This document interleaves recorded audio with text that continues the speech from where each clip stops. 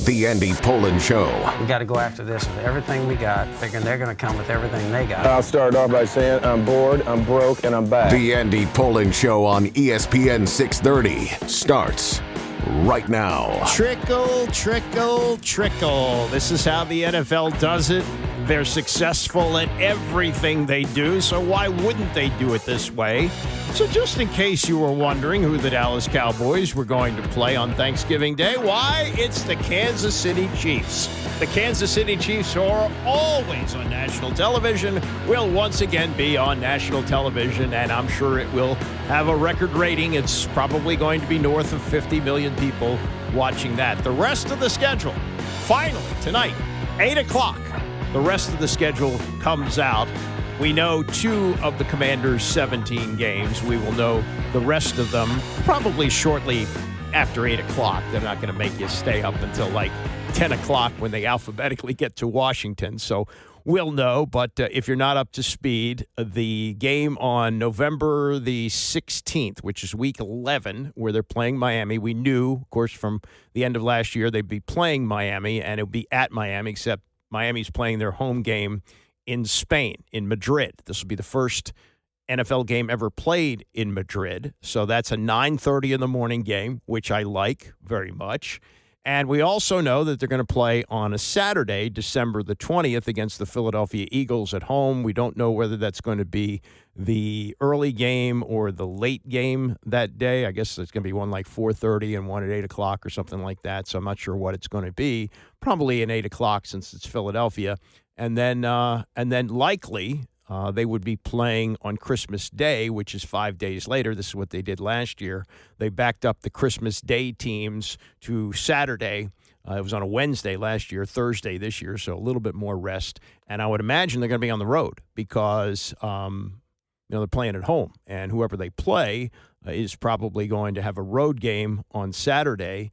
At not Philadelphia, and then they would play on Thanksgiving. So that's that. That's where things stand at the moment. We'll have the full rundown tonight, and tomorrow we'll do what we always do, what I've been doing for 30 years, going through it game by game. That's a win. That's a loss. That's a win. And generally over the years, I've been right because I've always kept the number like between 7 and 9. Now, last year I was not right. I believe I predicted 8 wins, and what do they have? 12 wins, 12 and 5. That was totally unexpected. So we're going to go a little higher this year. I don't know if they'll do 12 again. The schedule's tougher. It's a different deal when you have a schedule when you have 12 wins than if you have 5 wins. So it'll be a tougher schedule, but there's a lot more excitement around this time. And we'll get to this later on, but you wonder about Ted Leonsis now. With everything that this ownership group has done with the Commanders, the Midas touch that they've had, everything going in the right direction, including the stadium on the RFK site. Well, it's not a done deal. It's moving in the direction of being a done deal. The draft being here, drafting a franchise quarterback, having a coach who clearly is a terrific coach and has done a great job with this team, a real general manager in Adam Peters who knows what he's doing. All those things have happened, and Ted Leonsis has benefited for many years by not being Dan Snyder. Well, Ted, the focus is on you, especially tomorrow night as the Capitals look to stay alive against Carolina. And if they go out in 5, what has Ted done since owning the Caps? Yes, he won a Stanley Cup. Yes, he signed Alex Ovechkin to a long-term deal, which was really, really smart. But the Wizards have been a disaster, will continue to be a disaster for a while. They're going to be picking 6th, not 1st. And, your teams right now are in the shadow and have always been in the shadow of the football team, but more so now that the football team is really good. All right, the big news from yesterday, and I'm kind of surprised that there hasn't been a bigger reaction to this because if I look at my career, I would like to count up the hours, especially in the dead of summer hours, where I've spent fielding phone calls with others. Should Pete Rose be in the Hall of Fame? And for years and years and years, it's been a moot point, going back to 1991 when the Hall of Fame said that anybody who was banned from baseball would not be eligible to be considered for Hall of Fame induction. Well, finally yesterday, Rob Manfred, the commissioner of baseball, said Yes, Pete Rose, now that he has passed away, has been taken off the banned list. It was a lifetime banishment that was issued by Bart Giamatti in August of 1989. I was at the news conference, and the Hall of Fame issue came up at that time, and it was different than in what it would be 2 years down the road, because Giamatti was asked, well, what about the Hall of Fame for Pete Rose if you're banning him from participating in baseball as a manager or as a front office executive or a coach or anything else? What does that mean for the Hall of Fame? And he said, that's out of my hands. That's up to you guys. I'll be interested in how the sports writers vote on that. Giamatti died a week later, and then 2 years later, the Hall of Fame said, nope, anybody who's on the ban list can't be considered. But now Rob Manfred has lifted that, along with Shoeless Joe Jackson and 16 others, including those on the White Sox, the Black Sox team of 1919, which took bribes in the World Series. And so we can consider them again. I don't know if they're going to get in. Now, Shoeless Joe was on the ballot for a long time. Remember, he was out of baseball by the time 1991 came around, 40 years. I think he was out. He had died. Excuse me. He had died in 51. So he'd been out of baseball 70 years, right? Because 1921 is when he was banned. So he'd been on the ballot. And the Hall of Fame actually didn't even start until 1933. So he was up for consideration, didn't get enough votes. And what happens down the road with Pete Rose, we'll have to see. We're still a ways away from consideration unless the Hall of Fame says, well, he was never on the writer's ballot since he wasn't eligible to be on it. He would have been eligible, I believe, 1992.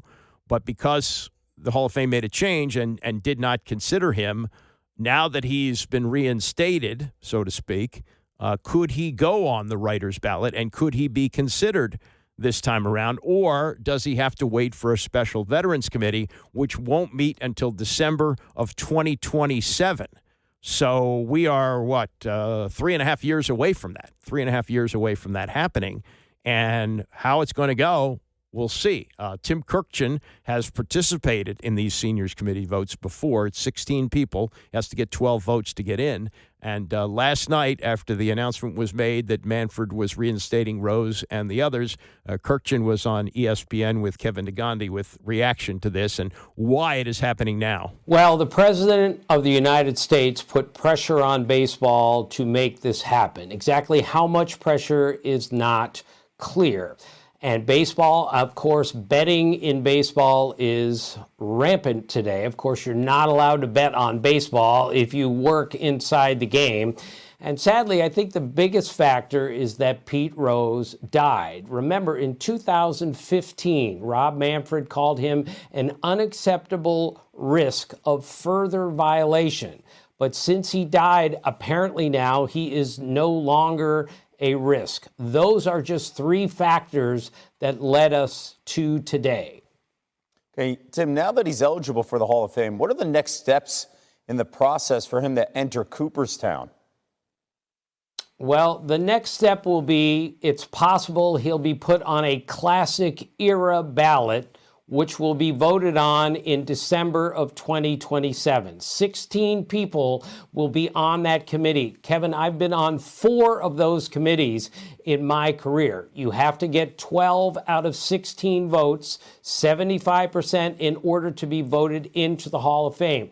And don't forget, Roger Clemens and Barry Bonds went on those special ballot, and each of them got fewer than 4 votes after getting 65% of the vote from the writers. So it is a very difficult committee, and it all depends on the makeup of the committee. And it's a very, very interesting process. You mentioned the makeup. One member of that 16-person committee is Rose's former teammate in Cincinnati. That is Tony Perez. They also played together in Philadelphia. They played, again, 16 years in Cincinnati. Tim, the rules for voting, I'm going to go through something here. It states here, voting shall be based upon the individual's record, ability, integrity, sportsmanship, character, and contribution to the game. If you were on the Classic Baseball Era Committee right now, would you vote for Pete Rose? Well, Kevin, this is the hardest question that I've been asked in 45 years of covering baseball. And if I were on the committee today, I would walk into the room thinking that I am going to vote for Pete Rose and then listen to everyone in that room and perhaps make another determination. But today's ruling from Major League Baseball essentially said to me that Pete Rose has served his time. But also keep in mind, Kevin, 20 years ago, I said on ESPN that I would vote for Pete Rose for the Hall of Fame if he were on the ballot. And Frank Robinson, with whom I had a tremendous relationship, screamed at me and said, I cannot believe that you said you would vote for Pete Rose for the Hall of Fame. He violated the #1 rule in baseball. He bet on the game. And if he ever gets in the Hall of Fame, I will never go back to the Hall of Fame for any reason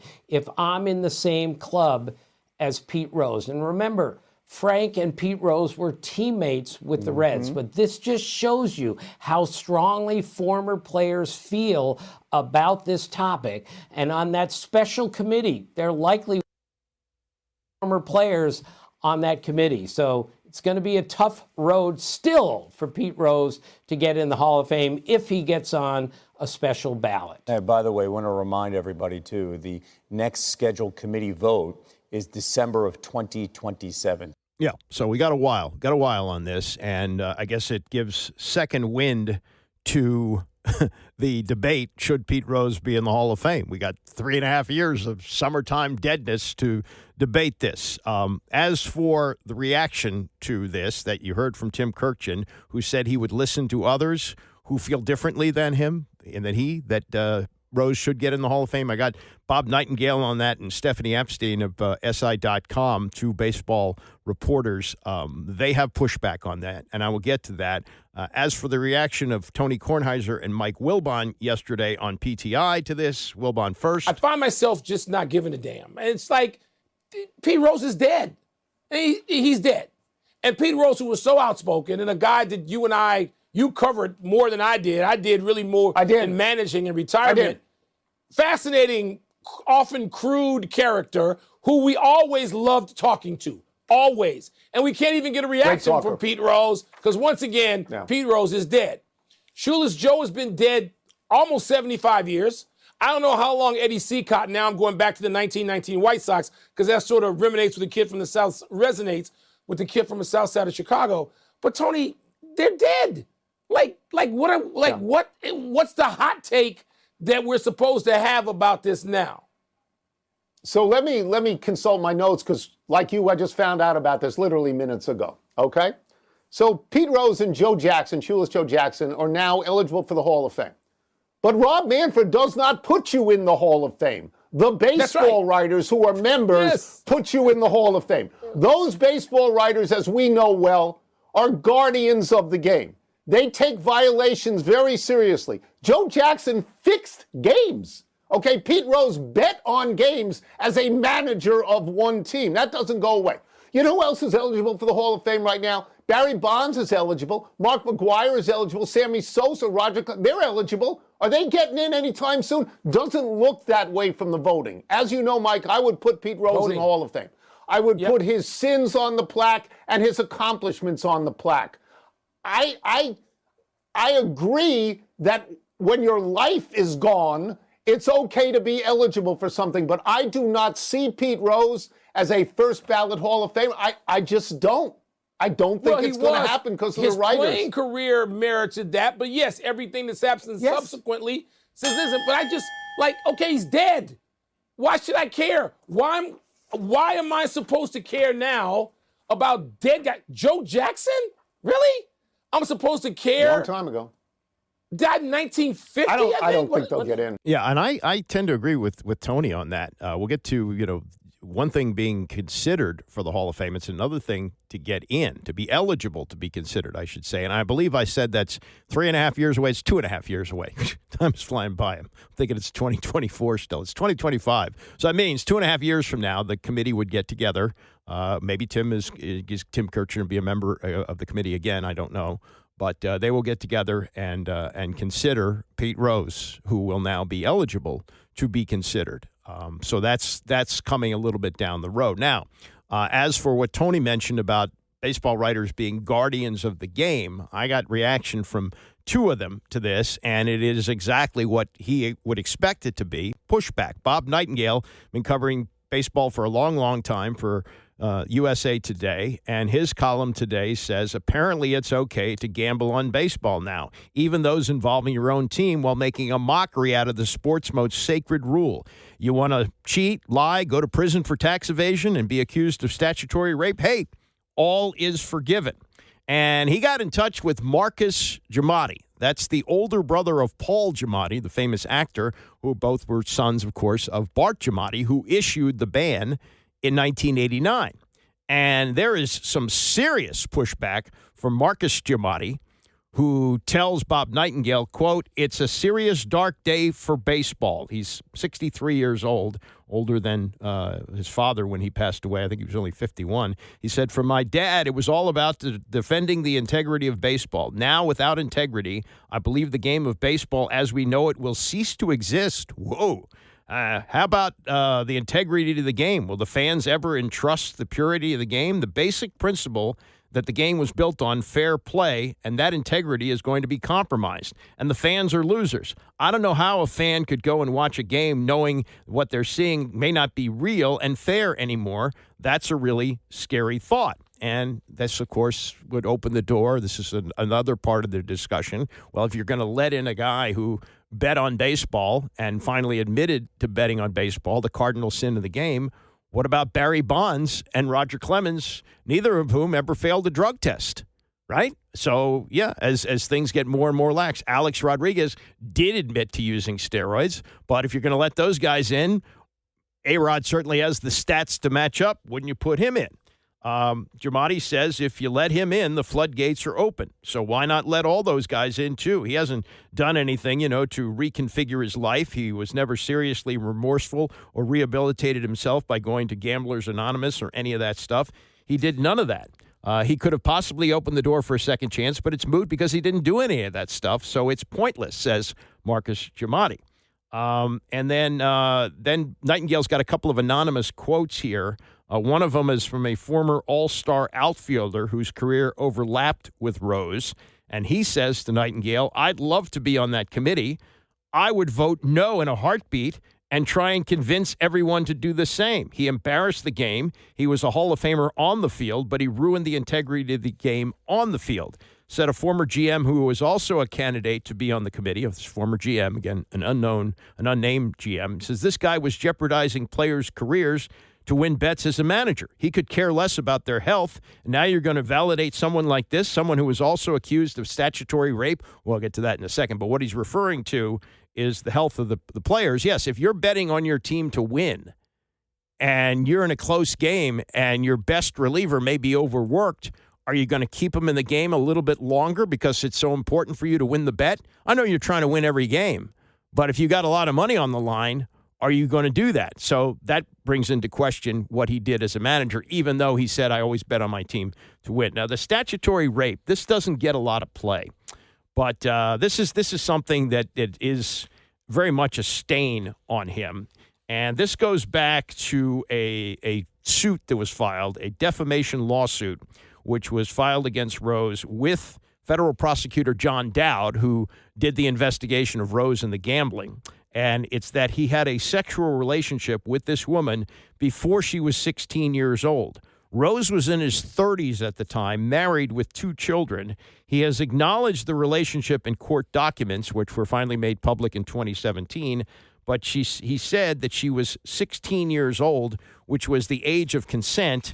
And on top of that, he claims that the first time he had sex with her, she was 16, and it took place in the state of Ohio, where the age of consent is 16. But in this court document, it said that the relationship had gone on for several years across multiple states, beginning when she was 14 or 15. So he's not denying that he had a relationship with her. And just in case there are any photos of him with her when she was 14 or 15, he's going to claim that the only time he had sex with her, the first time he had sex with her, was when she was 16 years old, and it was in Ohio. Okay, we'll take that for what it's worth.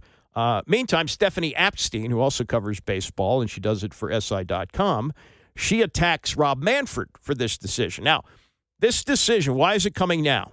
This is coming now in large part, as Tim Kurkjian referred to, from pressure from the White House that Donald Trump went to meet with Rob Manfred, and he had put out a tweet, a couple of months ago saying that, here's a tweet. He said he was signing a complete pardon, put it in capital letters, of Pete Rose. Baseball, Trump wrote, which is dying all over the place, should get off its fat, lazy ass and elect Pete Rose, even though it's far too late into the Baseball Hall of Fame. And then he pointed out that Rose was never prosecuted for betting on baseball. Any pardon would cover the tax evasion charges, which he pled guilty to in 1990, and he served 5 months in prison. Manfred acknowledged last month that he had met with Trump. One of the things Bob Costas pointed out the other day, and I think this was a factor in this, we don't know what the conversation or what it was all about or how it went between Manfred and Trump, but Trump could have conceivably said to Manfred, hey, you got a lot of these Dominican players, foreign players who are here on work visas. We may just take those away. We could send Sammy Sosa back to the Dominican Republic if we want to. And that would be another kettle of fish that he would have to deal with. So this may be the path of least resistance. But as Stephanie Epstein writes, nothing else matters if fans don't believe what they're seeing on the field is real. And with Tuesday's decision to reinstate Pete Rose, the hit king, who was banned from the sport for betting on baseball as manager of the Reds, Manfred has ensured that his legacy as commissioner will be one of failure. Manfred has spent his decade as commissioner publicly talking about the integrity of the game and privately taking swipes at it. He failed to root out the pervasive use of technology to steal signs illegally in the mid-2010s, only taking action after Mike Fiers told The Athletic on the record in 2019 that the Astros had used an illegal camera feed and banged on a trash can to alert hitters when pitches were coming during their 17 championship season. Nearly everyone in the game had heard some version of the story by then, including the commissioner's office, to whom the Oakland A's Fiers' new team had made similar allegations, yet Manfred let it continue. And he was asked about taking away the trophy. Remember, he called it a piece of tin, which he later apologized for. And then, he's had to deal with other scandals in baseball recently, including betting. The interpreter for Shohei Ohtani, who's now serving 5 years in prison for stealing millions from him for his illegal gambling habits. A few months later, he put a Pirates infielder on the permanently ineligible list for betting on Pirates games. And he also fired umpire Pat Hoberg for sharing illegal sports betting account information with a friend who bet on baseball. So he's had these things to deal with. And, I would say this. There is a character clause for the Hall of Fame, for the Baseball Hall of Fame. There is not one for football. This came up when Lawrence Taylor was elected on the first ballot to the Pro Football Hall of Fame. And Lawrence Taylor had a lot of things going on in his life, too. Not good. But it was only consideration of what he did on the field, and he is one of the greatest, if not the greatest, defensive player who ever lived. In baseball, you do have a character clause. And, where he is admitting to having sex with a 16-year-old girl while he was a married father of two, whether it was statutory rape or not, that doesn't address character very well. What about going to jail for 5 months for tax evasion? How about that? And also the fact that he did admit to betting on baseball. He broke the cardinal rule of baseball, which if he is elected, I would hope that that's going to be mentioned on his plaque. I would think it's a museum. You want to educate people on the history of baseball, and that's a big part of it. The all-time hits leader died without consideration for the Hall of Fame because he bet on baseball and lied about it for 15 years and finally admitted it when his last year of eligibility came up with the writers, and he put out a book. There's another thing. Pete's timing was always bad. He put out a book on the day that the Hall of Fame class, I believe it was 2004 or 2005, one of those years, it was announced. He put out the book on that day admitting that he bet on baseball, upstaging the event, which he did for many years in Cooperstown. He would go to Cooperstown during Hall of Fame weekend and set up a stand where he would sign baseballs and jerseys for money and things like that. So I would agree with Tony. Yes, he could be up for consideration. I don't think he's going to get in. And you got to realize Pete Rose played his last game almost 40 years ago. the number of people that remember Pete Rose as a player is shrinking. And although his numbers indicate he's the greatest hitter of all time and one of the great players in the history of the game, and as he would often say, the player who played on more winning games than anybody else, there is the character issue, and there is all the baggage that goes along with it. And, it's sort of like this was sort of like a smoldering fire that somebody threw gasoline on for a moment, and we'll see how long it lasts. All right, coming up, Dan Quinn was on the Rich Eisen show yesterday with a number of interesting things, just a lot of chit-chat about how well things are going, but he said something about Deebo Samuel that you want to hear. We'll get to that and more as we continue. It's the Andy Pollin Show, ESPN 630. The Andy Pollin Show on ESPN 630, the sports capital. We got Orioles preview coming up in an hour. Eve Rosenbaum, the assistant general manager, will join us, and we'll talk about rivalry weekend, which is going to take place all over baseball this weekend, including at Camden Yards, where the Orioles have a series with the Nationals. And I will be at the Sunday game, and the weather's supposed to be good, finally. No rain on Sunday. So looking forward to that. Dan Quinn was on the Rich Eisen show yesterday, not for any particular reason other than I guess he knows Rich from the NFL Network, and he likes to chat it up with him from time to time. He's pretty cooperative with these interviews. He doesn't seem to do as many as Ron Rivera, but generally when he's asked to do him, he'll do them in the offseason for sure. And he was on yesterday talking about, among other things, the schedule. Now, when we talk about the legacy of the Steve Spurrier years and joke 5-11, not too good, it really began in his first season in 2002 when they played an exhibition game in Osaka. They had 5 exhibition games because the extra one being an international game. They played the 49ers. And in this game, Danny Werfel, playing against guys who weren't going to make the 49ers, was terrific in the fourth quarter. And that emboldened Spurrier to say, look, see what Danny did in Osaka? Well, turns out, I didn't know this, Dan Quinn was an assistant coach on the 49ers. And that's the only time he's been involved in a game that was played overseas. I didn't know that. I mean, he's been in the league forever, right? I mean, he goes back certainly with the Seahawks teams and maybe even before that. He's been in the league a while. So that's 23 years ago. So he's been in the league at least 23 years. But this is, as he says here, this game coming up in Madrid, and the schedule is going to come out tonight, the full schedule, but it's already been announced that the Commanders are going to play November 16th in Madrid against the Dolphins. This will be a first for him, as he told Rich Eisen. It's actually my first international game. Are you serious? Never even as an assistant anywhere? Never was with the Falcons? My first year in the NFL in a preseason game to Japan when I was back with the 49ers. But this is my first year. That's one scheduled during COVID, and that got canceled. So a lot of people have got the chance to do it, and I'm really looking forward to it. I got to tell you, I've called many of these. I've been so fortunate to do that for NFL Network, Dan. Yep. The only thing I can equate it to, and you know this in your history too, is a Super Bowl. It's a real similar aspect of it where you're out of your routine.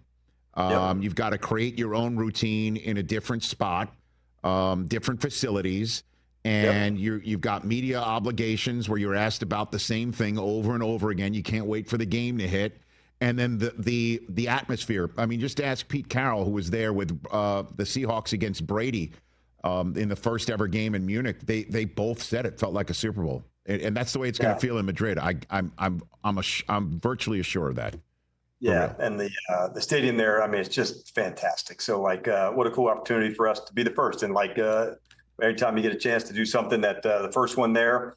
We know that's a big deal, and we take that responsibility serious. And we'll be ready to get down come November in Madrid. Yeah, and then Fox announced your game at home against the Eagles is going to be a Week 16 doubleheader. So that's going to be late in the season. When you get the schedule tomorrow, what's the first thing you look for? Your bye week? Is that or your first week opponent? What do you do when you get probably the first week opponent first. Are you in the division, out of the division? Because for a long time, you've known who you played. So, after the draft, you start looking to see what teams have changed significantly. And then I would say after that, then the opener, then what does the next, few weeks layout look like until you get to the bye. But, Yeah, it is a fun day just because it makes it all kind of come into reality where things are. So it's a good topic for coaches and teams for a couple of days, and I think from the media side, it can probably extend a little past that. Well, and I think you should. And again, I haven't seen the schedule yet. I'm just going to go out on a limb and say you should prepare to have a few games under the lights, if not a ton, because of what your team did last year and who your quarterback is. To be quite frank with you, yeah, Jaden's remarkable. Like he had a fantastic year, but I wish all the unseen work, Rich, that goes into everything that he puts in. It's remarkable the way he can grind and get ready. And I know, speaking for the rest of the team, man, like we appreciate that. We appreciate how hard he gets ready to, and like has been a fantastic teammate. So yeah, we are very fortunate with number 5 taking the snap. Well, and obviously the footballs don't just roll out for him. He just plays that way. You know what I mean? And so the year 2 plan you have, or what you've seen from him coming off of one of the most unicorny, which I know is not really a word, I just might have phrased it. Yeah, coined we'll go with it. Let's do it. One of the most unicorn-like seasons I've ever seen. Walk me and the fans of your team through it, Dan. I think number 1, we wanted to, as you're starting to, a new team together, Rich, it was really about the competition at the start of it. And Marcus Mariota is here, who is just an absolute fantastic teammate. So going to battle to make sure, hitting all the markers along the way. We wanted to make sure that we weren't going to miss one step along his development. And then early on, you saw like he was really ready for these competitive moments, and the amount of work that he put in to prepare himself for those, that was important. Our team grew closer and we grew stronger, Rich, as the season went on. And as you know very well, that end of the season team should beat the hell out of your early season team. And we would be able to do that just by our improvement, the way we went after it. But he was at the very front of it. He and his teammates have really put it in, more timing, more connection. And the more and more you do that, the better that you go. But there's a lot of belief in him amongst his teammates. And that's because he does put that work in and he goes to prove it, which I love about him. Well, and then just again, when you see him and he comes in after that season, and what's your impression? What is it like to see this kid in year 2 now, with the world as his oyster, but also obviously needing to make it happen? Yes. And that's what, going into the offseason, what is the plan going to look like for the things that he wanted to get better at, along with the other rookies that were part of, the class that he was with. So going into this offseason, as we've been here, I guess, together about, 3.5, 4 weeks now. And so to see that connection happen, now that, we've added some pieces also to this team, as you guys know, like it's not every year the team's the same. So adding new guys, how do we feature them, those roles? That's an important part of the offseason and training camp. And he's been off to a great start doing that. Yeah, one of the new pieces that was added in the offseason is Deebo Samuel. Deebo Samuel will be the complementary piece that Terry McLaurin needs. Now, in San Francisco, the Deebo Samuel ran out of the backfield some. There was some discussion I saw. I don't know how sourced this was, but that Deebo was not going to be used out of the backfield anymore. Quinn, when asked about how they will use Deebo in Washington versus how he was used in San Francisco, this is what he told Rich Eisen. I would say similar, but I wouldn't say the same. And that's kind of what's fun about it, like adding new people in, what things, to do. The nice part about when you do trade for somebody, or in the draft as well, you find these unique things that a player has, and man, does he have them. And so, yes, Cliff and Brian and the guys have been certainly been up extra late in the offseason of finding unique ways to get the ball into that man's hand. Now, that does not commit there to using him out of the backfield, other than to say similar. So, again, that remains to be seen. I don't think they're going to reveal anything in the preseason, and we'll have to wait and see what happens in the season opener, which looks like it's going to be on a Sunday. They've already announced the Thursday opener and the Friday night game, so they will open the season on a Sunday. Could be a division opponent, who knows? But I guess that's when we'll really get the first look at what they will do with Deebo. Other issue here, another issue I should say, is that the Rules Committee is now going to take a look at the tush push when they get together for their annual meetings, the annual summer or spring meetings, I guess. And the tush push is on the table. Should it stay or should it go? Quinn, who made some noise, certainly in the championship game against the Eagles, with the way they tried to handle the goal line stand, and the referee ultimately saying, "Hey, if you do this again, we're going to give you a touchdown." So this is Quinn's stance on the tush push, staying or going. I'm going to keep digging as hard as I can to make sure we find ways to defend it better, and I'll let in terms of adding the play, stopping it. We've got a lot of smart people in charge of that. Until that time, if we do or don't, I'll spend the time like most coaches would to say, okay, if we angle somebody differently, put people in different spots, we'll go after it that way for sure. But yeah, you were right. I knew the result of another penalty would be awarded a touchdown. So I knew what was at stake, and we're going to go compete to see if we could stop it. So were you the parent that was feeding your kid the candy to just get them all riled up? Is that what you were doing on that play? Were you telling him? Was that a plan to just keep jumping over the line of scrimmage and maybe you might stop it? Was that? Yes, it was part of the plan. Yes, to see if you could come at an angle, have a back and a shoulder pad to pull it back. So yeah, we practiced some different techniques of that would look like. So Frankie was absolutely the right person to give that a go. And we had some stops, but albeit not successful enough. And give them credit, man. They've been absolutely fantastic at it, Rich. They really. What was your How did you take it when you heard the announcement? If this happens one more time, just let me remind everybody, we can rule a touchdown here. What was your perspective hearing that? Yeah, I was aware of that. Okay. You're usually not like just, kicking somebody's ass if they're at the 1 foot line. Right.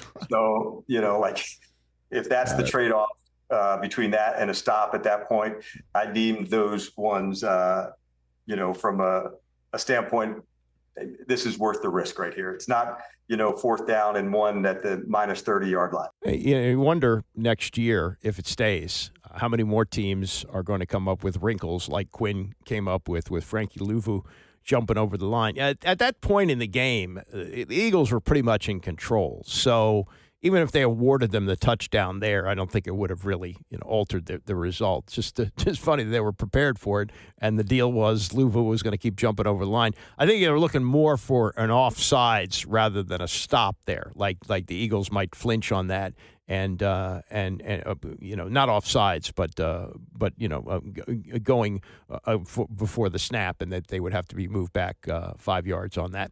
Last thing from Quinn is about Jaden Daniels, and it's about his competitiveness versus his talent. And this is how he ties the two together, and it's kind of like, what comes first? Is it the talent or the competitiveness? This is how Quinn looks at his great quarterback. He already is this rare competitor, Rich. And so that's the thing maybe you don't know about somebody until you spend that much time with him. But there is no flinch in Jaden Daniels. Like, he already is a rare competitor, and you added the innate talent to it. So I don't think it's the other way around with him, like this innately talented person, and then you had the competitiveness. I think the competitiveness for him came first. As talented as he is, and even as good as his legs are, he'd be a tremendous, just pure pocket passer. But when he gets outside the pocket, and now he's a dual threat, man, he is lethal. But that competitive side of him, he's in the rare company, Rich, of the best. And that's all the unseen work that goes in of him getting ready for those moments that he had. Like, he had practiced those so many times. There was nothing by coincidence with that. So do you stoke it? Stay out of the way? Yes, absolutely. What do you do? Throw gas on it. You throw gas on it. Yes, because that also raises the level of, competitiveness of all his teammates, of the organization. And we really stand for that here. And so from, Adam first, through me, through the team, like, that is what we're about. And we love that. We try to find that in others and reward it and embellish it to let them know this is who they are. And there's so many unique players here on this team, Rich, that we wouldn't talk about on a show, but that have huge roles and impacts here. And the type of teammates they are, like, not every player is going to be great, like Jaden. Man, like, you can be a great teammate, and it's part of what makes coaching this team so much fun. Like, there's a hell of a group of guys here together that are really battling for it. So that part makes coaching this team so much fun. Yeah, I mean, McLaurin obviously is an OG. My guy Sandra still from Michigan is another, Yep. is a young guy now in his second year as well from that draft class. I mean, I could go on. That's why it is so exciting in your area. But I'll take one last bite at this apple before letting you on with the rest of your day. You got a good example of how you stoked it with Jaden Daniels, because again, he's so even keel. I wouldn't even know what it looks like when he's stoked. You know what I mean? Like, what do you got a good example of you doing that, Dan? Oh yeah, there's plenty. I can think back to the end of last season. Outside for a lot of 27, 28 degree practices, and reminding him, hey, maybe inside today too. Not a chance, bro. We were outside team in the NFC East, and he would proceed to go outside, and a number of practices like that. From the offensive side, the ball did not hit the ground. So that was his way of showing, yeah, I'm ready for anything. And those are the moments that I think about a lot with him. So he's like, it's cold. Let's go indoors. And you're like, nope, you're in the NFC East. Let's see you do it. That is correct, kid. And he's like, and I'll show you, we're not going to have the ball hit the ground. Right? That is correct. That is Dan Quinn yesterday on the Rich Eisen show. NFC East, yes, now you got cold weather sites in two places, three really if you count here, but Philadelphia and New York, although if all goes through on this stadium, it'll be a dome stadium, and you won't have to worry about the weather in December in Washington. That's part of the trade-off. Sorry, the days of the snowflakes falling on Mark Mosley as he kicks the winning field goal. It's a romantic notion, but that's going away. And look, Daniels is still a California guy. He's going to be an East Coast player, hopefully for a long time, but he's still a California kid and probably not used to a lot of cold weather. Didn't have a lot of it at Arizona State, obviously, and didn't have a lot of it at LSU. Okay, coming up in the next hour, we will get to Eve Rosenbaum, who's the assistant general manager of the Orioles, as we do Orioles preview, and some interesting stuff from Chris Russo yesterday on the Dan Patrick Show, including the NBA lottery. It's the Andy Pollin Show, ESPN 630. Oh, this Bill Belichick girlfriend story just gets juicier and juicier. Some reporting today in the Washington Post by Adam Kilgore about who this woman is and how she got to where she got to and where she's going with Bill Belichick. Some really interesting nuggets with some quotes from an unnamed official at the University of North Carolina. Pablo Torre has reported that Jordan Hudson has been banned from the facility. North Carolina's position is she doesn't work for us, but she hasn't been banned. Bill Belichick said yesterday in an interview, she doesn't have anything to do with the football program. Oh, really? Well, how come on public records and other emails we found that she has been copied on all the emails involving the football program? And Pablo said this week that he thinks it's possible that Belichick never coaches a game at North Carolina, and I think that's entirely possible. The day to keep an eye on is June 1st, so we're 2 weeks out from there. June 1st, the buyout in his contract drops from $10 million to $1 million, and it may be his family, which says we're coming up with the $1 million to get him out of there because this is not going well. He did some interviews yesterday and did say some things about Jordan Hudson, including that she's not involved with the program with ESPN, but there was another interview that he did as part of ACC Media Day with a television station in Raleigh in which they were told, don't ask about Jordan Hudson. And they aired the interview with a disclaimer at the beginning, we were told not to ask about Jordan Hudson. This is not going in a great direction. We'll get to more on that coming up. Interesting thought off the NBA lottery that it might be something that the NFL would consider. They already do it in hockey. They don't want tanking. And in the NFL, there are fewer games, so maybe difficult to determine whether you're tanking or not. But it's about playing certain players. And just in case you're not up to speed on how the whole NBA lottery came about, in 1983, the Houston Rockets had the worst record in the league. And they took Ralph Sampson out of the University of Virginia. Ralph Sampson was a 3-time College Player of the Year. There were those who thought he was going to transform basketball. And if he came along today, he'd be a totally different type of player. He was 7'4" and a string beam, but he had skills, and he liked to shoot outside. And the NBA had just adopted the three-point shot, but very few people really used it frequently. And if he came along today, he would be a three-point shooter. He would be like Porzingis or better. And he could handle the ball, too. But in those days, if you were big, you played in the middle. But anyway, he was seen to be a transformational player.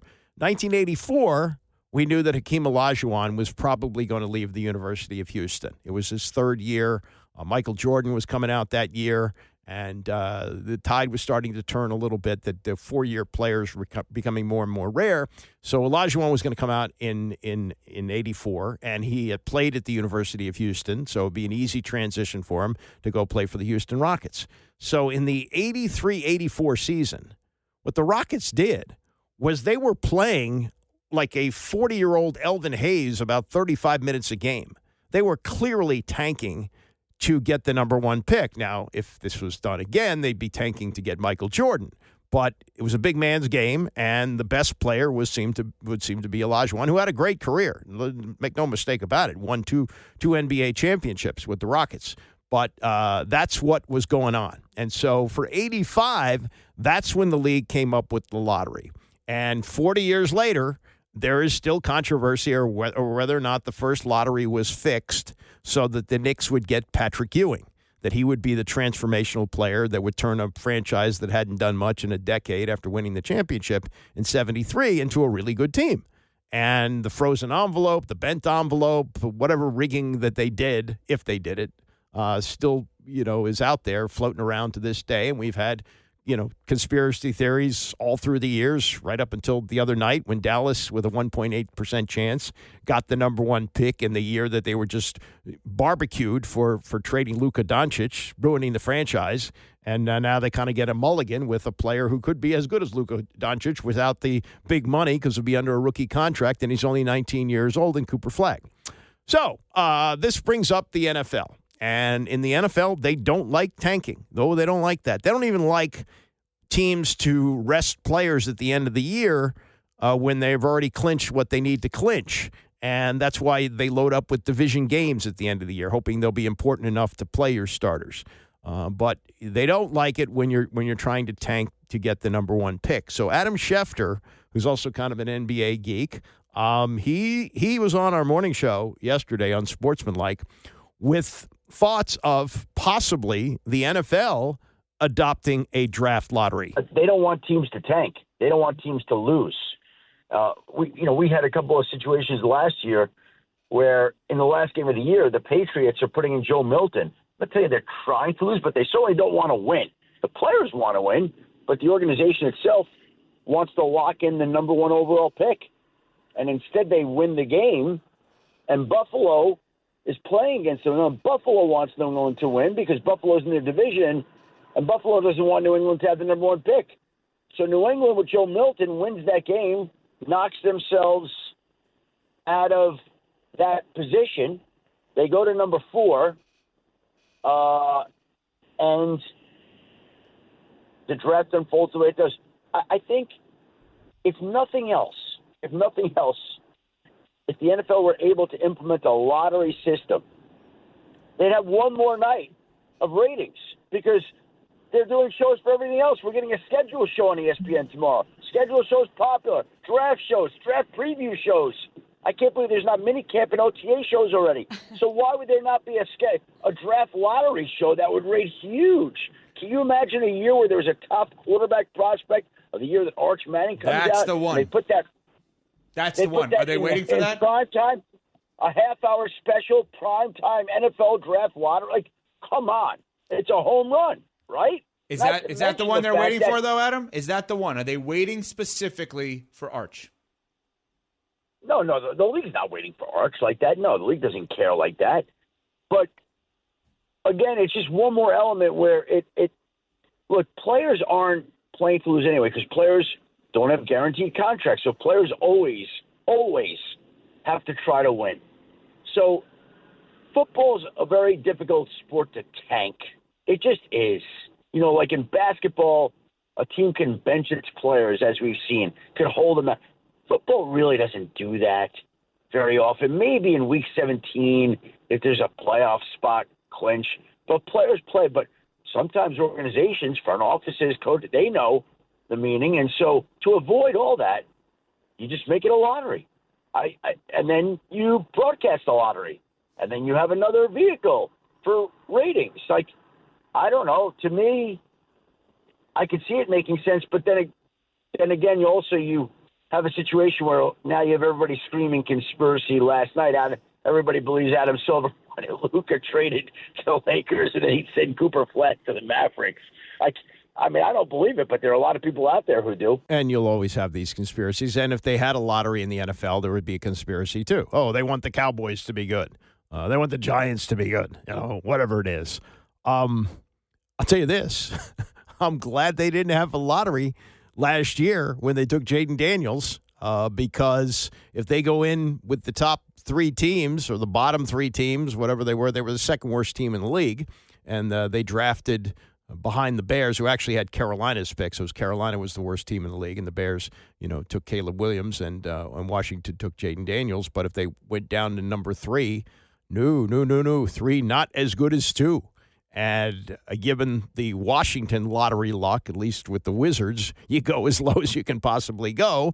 And going as low as they could possibly go was number 6 for the NBA. As for the fallout from the NBA and all the conspiracy theories about the Dallas Mavericks, Chris Russo is in the Radio Hall of Fame. He and Mike Francesa took sports radio to another level with the Mike and the Mad Dog show, which ran for almost 20 years in New York. And he's still doing great things with his Sirius XM show, and he's on ESPN with Stephen A. Smith and other outlets. But he was on Dan Patrick yesterday, and this was his take on the Mavericks getting the number one pick. I mean, it is a little crazy. I mean, a 1.8% chance to get the lottery and to win the lottery, and they get it.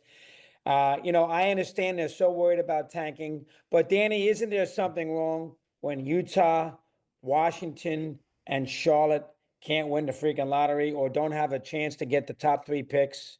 Isn't that wrong in sports? And I understand they're worried about these teams with 20 games to go not caring, which is an indictment in itself.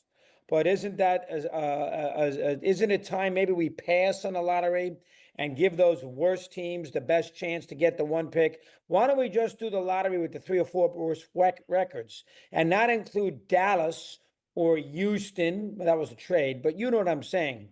To give the worst teams the chance to get, I mean, really? I mean, that is a little rough. And last year, obviously, Atlanta won the lottery. They had a 3% chance to win.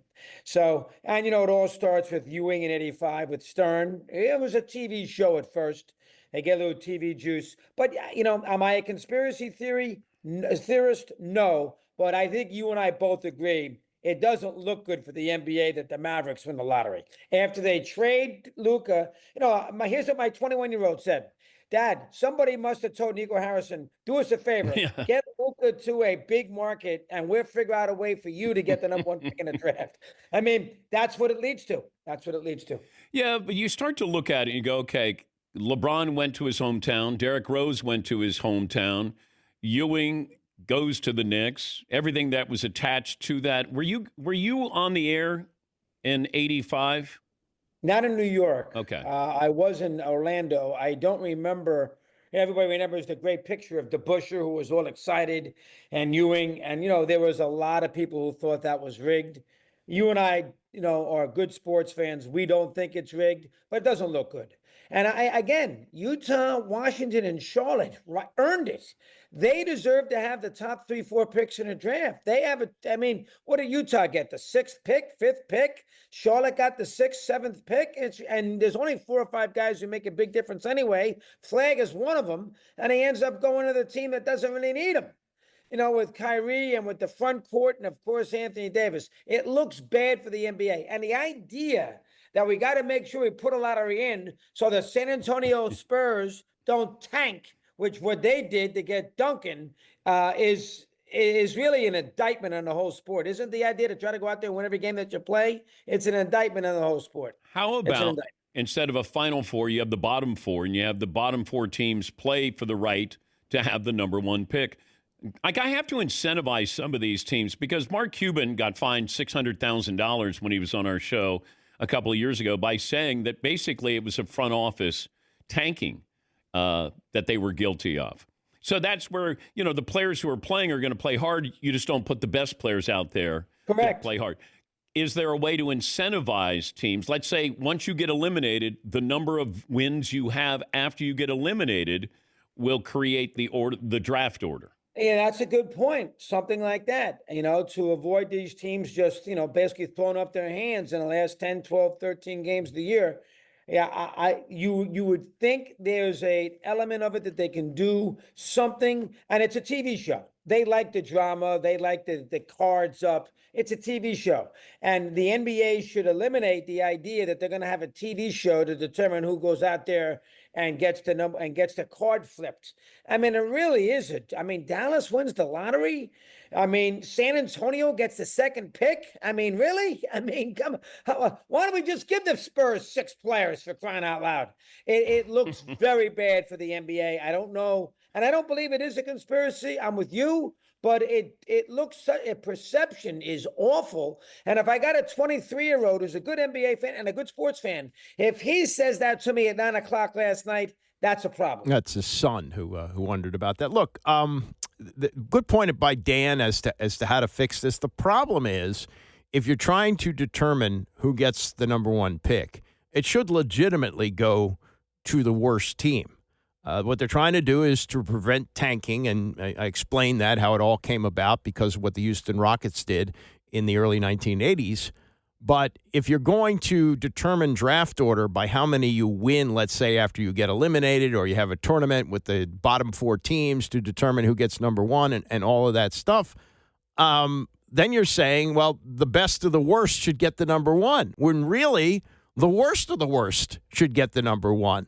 And Russo's also correct in that it's a television show. Of course, it's a television show, and people like the cards. And David Stern used to do it himself. He enjoyed all that, being the ringmaster of that. Now they have somebody else. I don't even know his name. He's connected with the league, and he does it every year. And he doesn't really draw it out in a big dramatic way. He just kind of flips cards. But why not have the top 3? Only the top 3 in a separate lottery. So that's how I would do it. I'd take the bottom 3, I should say. So you would take Washington, Charlotte, and Utah. And you'd have that lottery after you have the lottery for, 14 teams, for the other 11 teams to determine that. I know you want to give everybody a chance to get number one who isn't in the playoffs, but heck, Dallas, if they'd have won their first play-in game, they wouldn't have been in the lottery at all. They were right there. They had 20 some more wins than the Wizards. So I don't agree with that. And was it really so bad when you took the bottom 2 teams and you had a coin flip? And some years it was insane what the difference was between 1 and 2. I believe it was Steve Stepanovich and Ralph Sampson that year. I think that's correct, in 1982. And then, or 83. And then if you go back, 1969, if you want to go back that far, there was a coin flip between Phoenix and Milwaukee. They were the 2 bottom teams. And Milwaukee had just come off being an expansion team first year. And Phoenix didn't win the flip. Milwaukee did. They took Alcindor, maybe the greatest college player who ever lived, and one of the greatest players ever in NBA history. And the Phoenix Suns, in an era where you had to have a big man, they took a Jewish center from Florida named Neil Walk, who had a real hairy back and wasn't that good.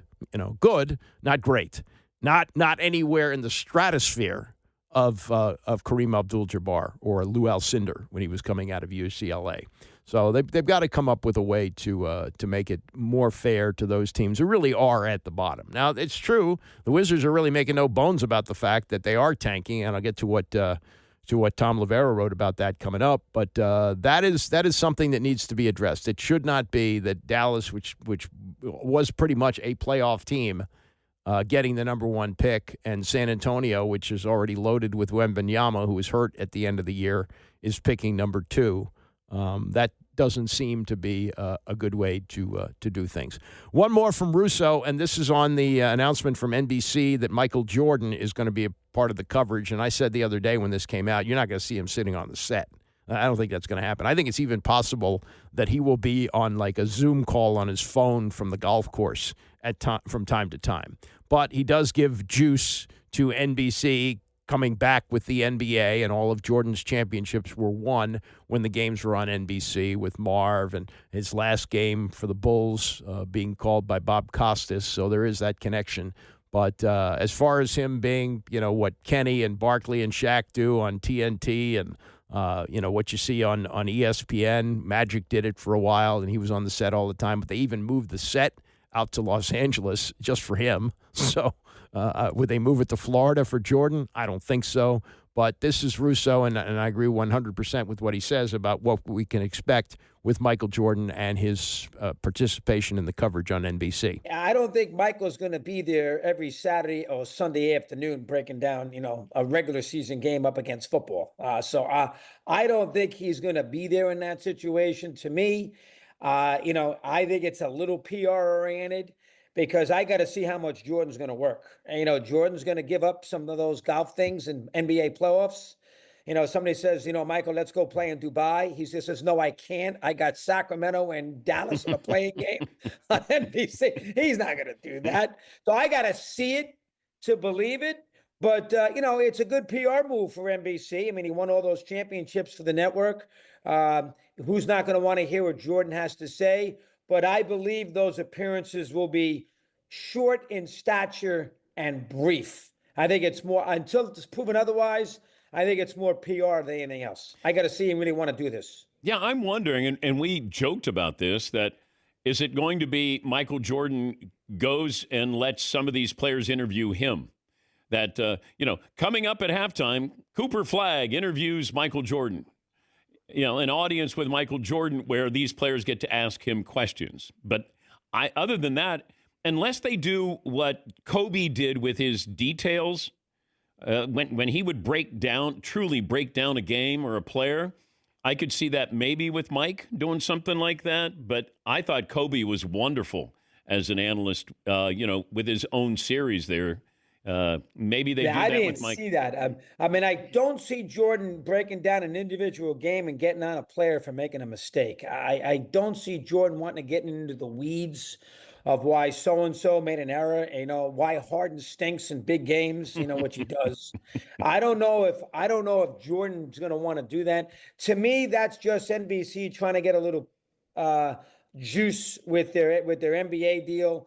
Let's announce that we've hired Jordan for, quote unquote, a special correspondent. They probably haven't even detailed what that might entail, because they just said, Jordan, why don't you sign up and we'll figure it out later on, that kind of thing.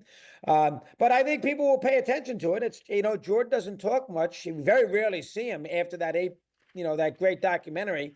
So from that standpoint, we hear from him, and we'll go from there. Yeah, and look, the greatest players usually don't make the greatest coaches, and they don't make the greatest analysts. Barkley was a great player. Is he the greatest? No. He's a great analyst. He's as great as he was as a player, he's better as an analyst. You don't usually have that. Wayne Gretzky was part of Fox's hockey coverage at the beginning. He wasn't very good. Joe Montana, when he retired from the Chiefs, but better known for the 49ers, spent a year with NBC. Wasn't good.